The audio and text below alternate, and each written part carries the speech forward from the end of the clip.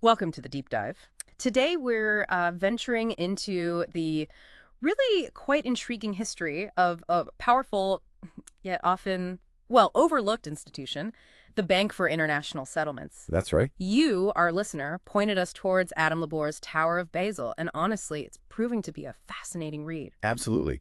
LeBor does a meticulous job chronicling the BIS's evolution, Yeah. right from its post-World War I beginnings up to its current pretty central role in global finance. Yeah. The story is just full of unexpected turns, and it really makes you think about this very influential organization. Exactly. So our aim today is really to dig into what the BIS is fundamentally about, its function within the whole global financial system, and those persistent questions Labor raises about, transparency and accountability. Okay, so let's start right at the beginning. What were the specific circumstances back in 1930 that led to the BIS being created? Well, the BIS was essentially a direct response to the financial chaos after World War I. You had the Treaty of Versailles. Right, the reparations. Exactly. Germany had these massive reparations payments imposed on it. And the existing international financial setup, it just wasn't coping well with managing these huge politically charged transfers. Okay. So central bankers at the time, they increasingly felt this need for an independent institution, something, insulated from the immediate political winds to handle these international flows and foster cooperation. So born out of practical necessity, really, but it wasn't just necessity, was it? There were key people pushing this idea. Oh, definitely. Montagu Norman, he was the governor of the Bank of England, and Hjalmar Schacht, who later headed the German Reichsbank. They were absolutely central to getting the BIS off the ground. Right. They shared this vision, sort of an autonomous body where central banks could collaborate.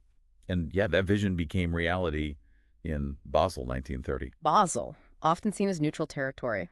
Labor's book, it also paints a picture of those early meetings having this very distinct, almost clandestine feel. Clandestine is a good word. I think Clarence K. Street, writing soon after it started, called the boardroom a sacred room.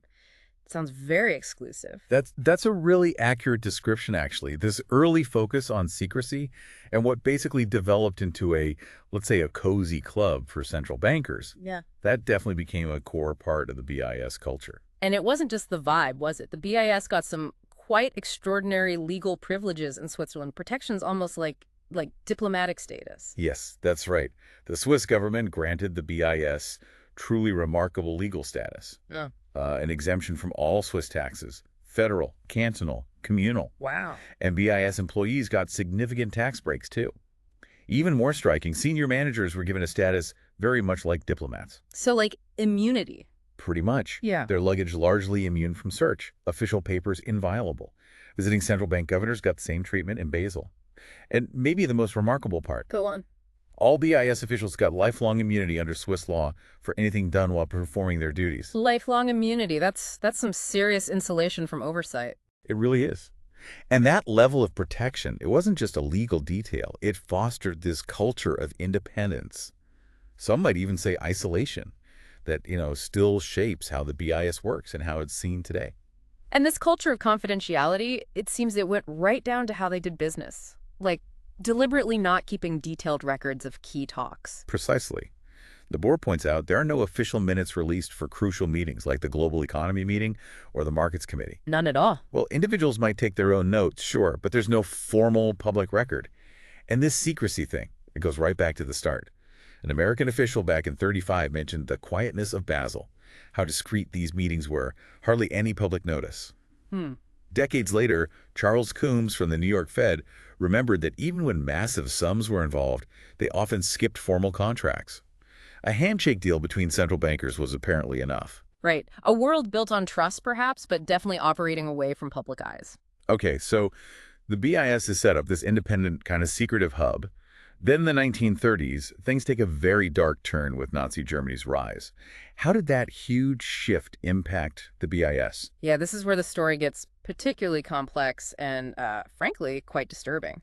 After Hitler took power, Hjalmar Schacht returned as president of the Reichsbank. The same Schacht who helped found the BIS. The very same. And because of that role, he was back on the BIS board.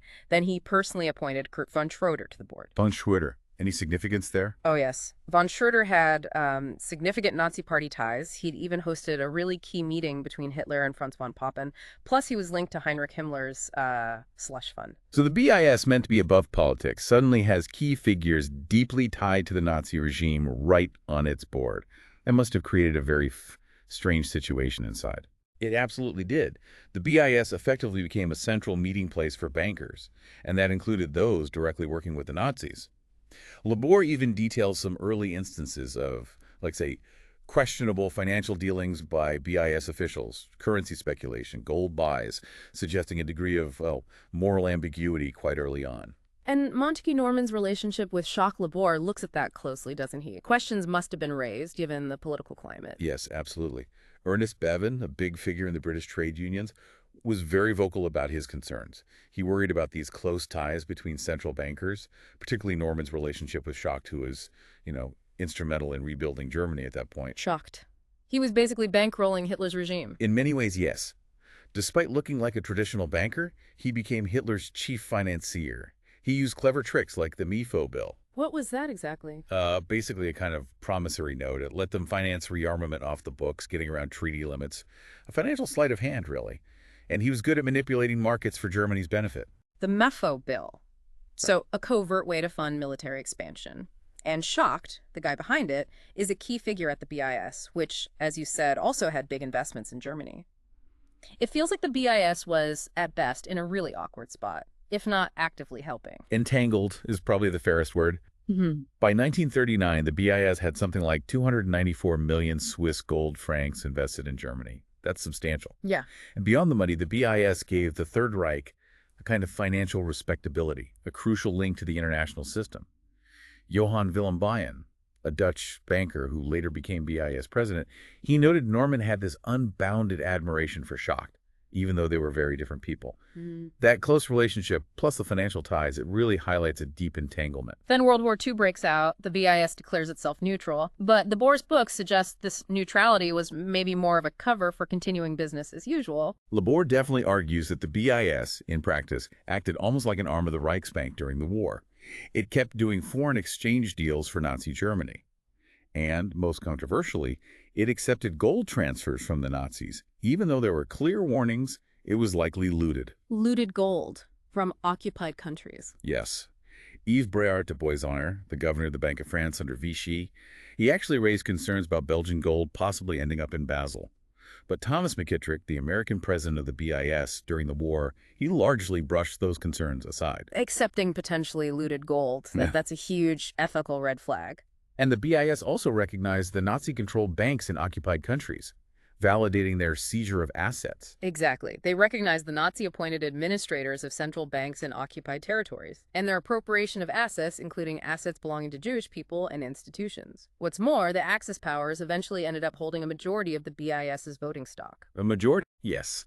So while some inside might have seen it as this neutral international oasis in the war, McKittrick's own actions, like facilitating currency deals for the Reichsbank, they raised serious questions. Yeah. And here's an irony. Okay.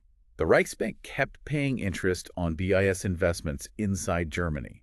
Some of that indirectly benefited Britain, which was, of course, at war with Germany. So the enemy is inadvertently helping fund your war effort via this supposedly neutral bank. That's bizarre. And the Swiss National Bank also gets caught up in the story about Nazi gold, doesn't it? It does.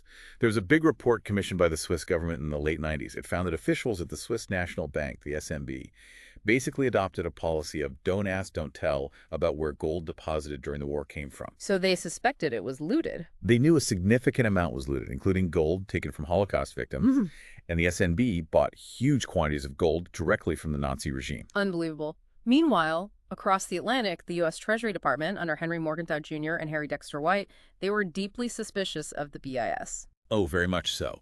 Morgenthau and White saw the BIS as basically a tool for Nazi economic interests. They took steps to limit its activities in the U.S., suspecting Swiss banks, including the BIS, were being used as fronts to hide German and Italian ownership of companies. But LeBor adds another twist, doesn't he?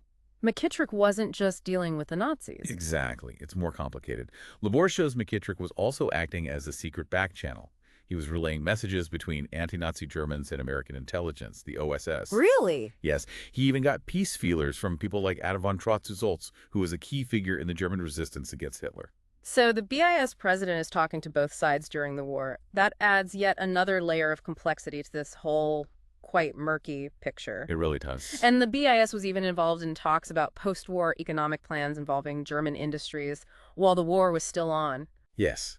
McKittrick facilitated discussions about potential post-war deals, for example, involving the German potash industry and its international connections. He was also apparently reporting directly to Emil Pohl, the Reichsbank vice president, about American opinions and financial issues.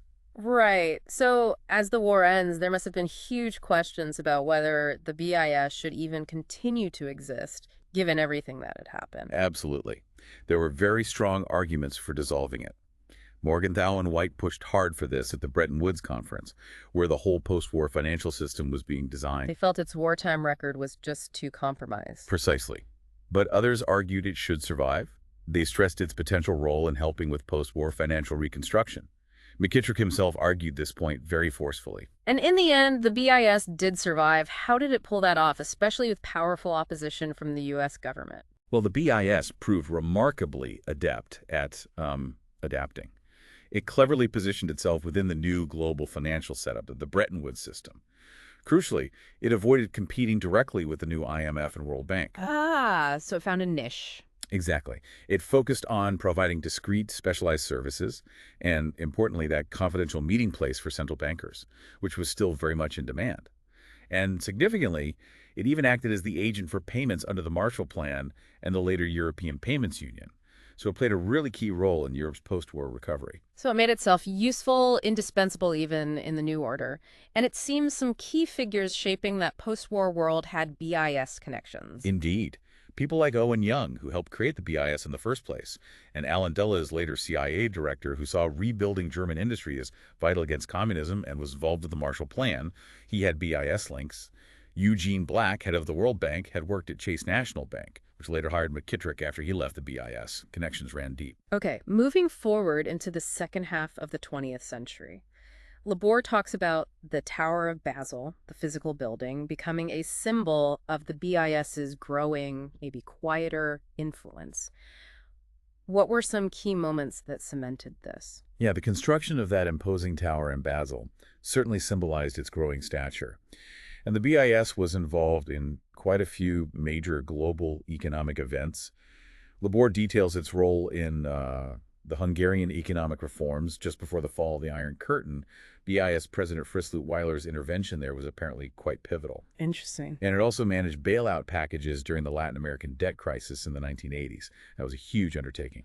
And it also became the place where international banking rules were hammered out. The Basel Committee sounds really important. Oh, absolutely. The establishment of the Basel Committee on Banking Supervision, housed right there at the BIS, was a landmark. It became, and still is, the main global standard setter for things like bank capital requirements, the Basel Accords you hear about. Right, Basel First, 2, 3. Exactly. And the BIS also provided a lot of technical support for European integration. It hosted the Committee of EEC Central Bank Governors, helped with early monetary cooperation efforts, like the snake in the tunnel. The snake in the tunnel sounds intriguing. Yes. It was an early system to manage exchange rates between European countries. The BIS provided the technical framework. And its role in actually creating the euro, that's pretty significant too. Alexander Lamfalussy, the father of the euro. Absolutely. Lamfalussy was the BIS general manager, and he was central to the whole process leading up to the euro, including the key Delors report. Interestingly, LeBor notes that the debates we still have about the democratic accountability of the European Central Bank, well, they echo some of the long-standing questions about the BIS itself. That makes sense. And the BIS's history of involvement in quite secretive operations like the London Gold Pool in the 60s. That was an effort to control the gold price. It just reinforces this tradition of operating somewhat, opaquely. So where does that leave the BIS now in the 21st century? It's clearly still very influential, but what are the big challenges and debates around it today? Well, today the BIS has incredibly sophisticated data gathering and analysis. It actually issued warnings about excessive global credit growth before the 2008 crisis hit. But it couldn't stop it. No, it doesn't have that kind of enforcement power. That crisis and things like the LIBOR manipulation scandal showed the limits of its influence, perhaps. And the fundamental debate about central bank independence versus accountability, it just keeps going. And specific instances still raise questions. Yes, its involvement in the Argentine debt crisis back in the early 2000s raised questions about its impartiality. So you still hear these calls for more transparency, more accountability, maybe more focus on corporate social responsibility, even as the BIS itself emphasizes its role serving the wider public interest. It does seem those core questions about its power, combined with the lack of direct democratic oversight, they just don't go away. They really don't. The BIS has shown this remarkable ability to adapt over, nearly a century now. Yeah. But those fundamental issues, they remain central to how we think about governing global finance. So to kind of wrap up our deep dive into LeBor's Tower of Basel, the BIS has clearly had this enduring significant influence on the global financial system. Its history is deeply woven into huge world events, WWI's aftermath, the Nazi era, WWII, the Cold War's end, the Euro's birth. Yeah, a complex history. And throughout all that, these questions about how it operates, its secrecy, its accountability, they've been a constant thread. Precisely. And its actions, even though they often happen behind closed doors, they have profoundly shaped the financial world that, it affects all of us. Yeah. Understanding its role really gives crucial context for the economic debates and challenges we face right now. And that brings us to a final thought for you, our listener. Given this long history of the BIS operating with, let's face it, considerable secrecy and its undeniable influence in our deeply interconnected world, what does that mean for democratic oversight of global finance going forward? Is this model, the clubhouse for central bankers, as it's sometimes called, still really fit for purpose in an age that increasingly demands transparency and accountability from powerful institutions? It's definitely something to think about. Thank you for joining us for this deep dive.